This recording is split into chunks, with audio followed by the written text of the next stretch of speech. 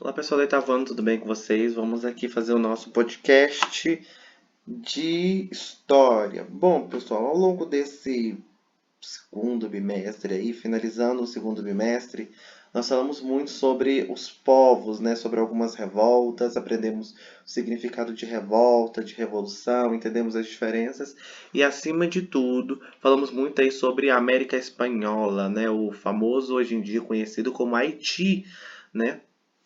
E os processos, conflitos e tudo mais.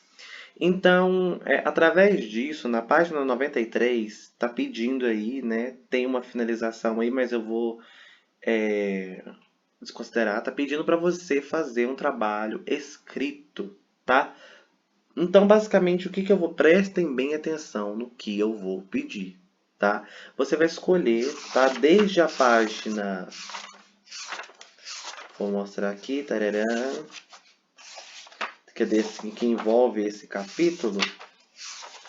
Desde a página 66 até a página 92, você vai escolher um tópico, uma revolta ou um processo aí de revolução que você achou interessante, tá? E você vai discorrer sobre ele, né? Você vai ter que responder aí o que houve, o que ocorreu, né? Quais que fatores internos e externos levaram a esse evento, por que, que as pessoas elas se revoltaram, tá? Então, no caso, vocês vão pegar a questão 4 aí e vão fazer o texto. Cada parágrafo vai ter que ter aí, basicamente, com suas palavras, né? Com sua letrinha bonitinha. Não é para ser digitado, ele é manuscrito. Você vai responder só a questão 4, tá? É basicamente isso daí. É, que é o quê? Que você vai, após a pesquisa, tarará, você vai coletar as informações, você vai fazer um quadro, né, tal. Só que eu não quero um quadro, eu quero um texto. E você vai colocar o que foi o evento, né, por que ele ocorreu, né, que fatores internos, externos levaram à eclosão do evento, quais foram as consequências desse evento e por quê, e no final, qual é a sua conclusão sobre esse acontecimento, né? Trave depois disso tudo, peraí, o que que eu penso sobre esse acontecimento, correto? Então, no mínimo 15 linhas, no máximo 20, não, não vou pôr máximo não, no mínimo 15 linhas, tá? Vocês vão aí falarem aí, relatarem, narrarem um processo que chamou a atenção de vocês, tá? Desde a página, como é que chama? 66 até a página 92, beleza? Correto? Vamos então para as próximas? Bom, pessoal, agora na página 94 nós temos o nosso panorama aí para poder finalizarmos o nosso capítulo, senão a gente não finaliza ele, né? E aí nós temos aí a questão 1, que está bem fácil, né? Que você vai ler as frases sobre o processo de independência dos Estados Unidos e vai copiar somente as afirmativas corretas, tá bom? Então é basicamente isso. A primeira eu vou dar uma colher de chá para vocês, as alternativas corretas aí, né? São três, tá? Dessas aí todas são três. Pronto, eu dou uma colher de chá. 2. Reescreva corrigindo tá, as afirmativas que você considerou incorretas. Tá, então a questão 1 eu dou uma colher de chá e meia, né? 3. Embora na Declaração de Independência dos Estados Unidos esteja escrito que todos os homens nascem iguais, a escravidão foi mantida. Explique essa contradição. Então você vai voltar lá na parte, lá na aula lá que nós falamos sobre a questão da escravidão, tal, por que que aconteceu, por que que a escravidão ela foi mantida, já que todos os homens eles são iguais, né? Por que que a escravidão e outros fatores também, não só a escravidão, é, no caso, deveriam ser revistos, tá? E responder aí. 4, você vai ler o textinho que está aí e você vai explicar a influência da independência dos Estados Unidos e da Revolução Francesa na independência do Haiti. Né? Lembra que eu falei para vocês que John Locke, ele falava sobre que quando o Estado ele é tirano, cabe à sociedade reivindicá-lo. Então, basicamente, essa ideia iluminista, né, ela, digamos aí, ela fez acontecer em diversos países. Por que, por que era fundamental a abolição da escravidão para que o Haiti se estruturasse como nação? Por que será, hein? Será que era porque o Haiti tinha uma maioria escrava? Será? Leia o trecho a seguir e responda a questão. Então você vai ler e responder a questão, né? 5. Por que o movimento de independência do Haiti se difere de outros movimentos de emancipação da América Latina? Será por quê? Será por que o Haiti ele tinha esse, digamos assim, esse momento ele foi diferente, né? Será por quê? Porque será que esse movimento ele teve uma inspiração popular, né, liberada por negros, escravos, né, a fim de abolição da escravatura? Será que tem a ver com isso?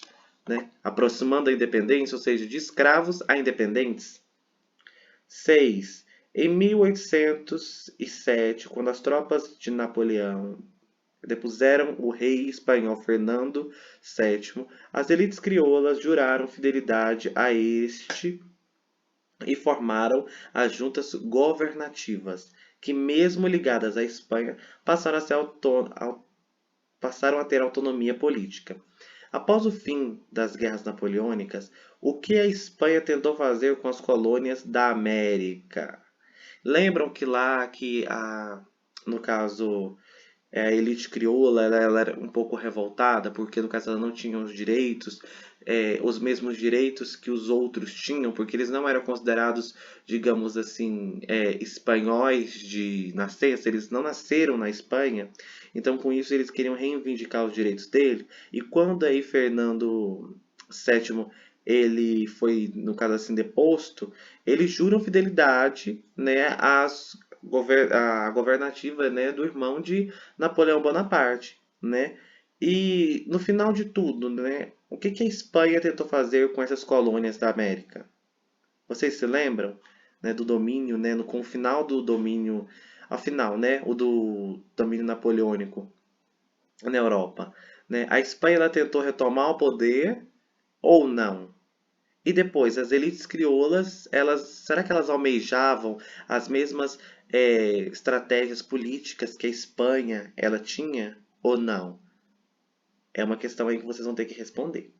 7. Explique o papel dos padres Miguel de Hidalgo e José Maria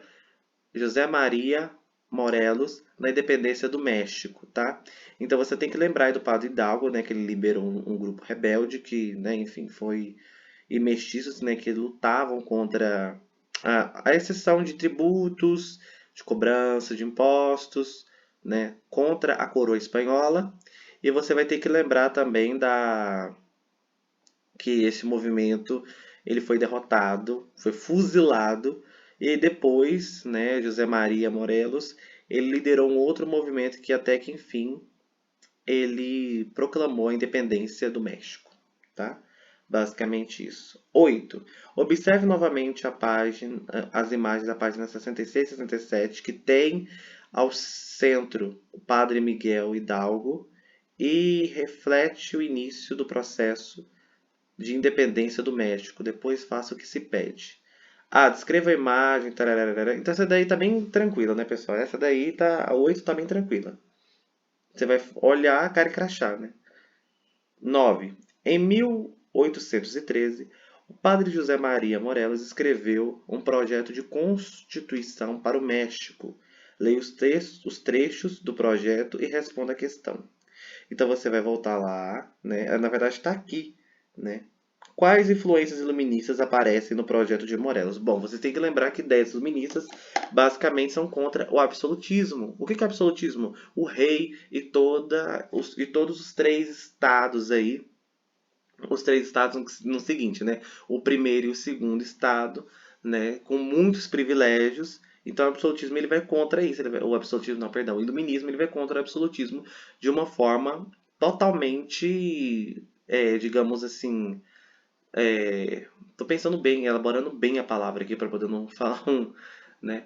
Mas de uma forma bem significativa. Ele desconsidera totalmente as ideias absolutistas. Ele acredita que, peraí, que todos somos iguais e que nós precisamos de ter direitos e deveres, né? Assim se constituiu a nação. E não uma pessoa que ela é mimada, colocada lá em cima e como manda chuva, ele decide o que é bom ou ruim para uma sociedade. É necessário diálogo. Beleza? Então, pessoal, nós finalizamos aqui. Qualquer dúvida, você já sabe onde nos procurar, tá? O trabalho da página 93, vocês devem seguir as orientações da questão 4, beleza? É isso. Um abraço e tchau, tchau.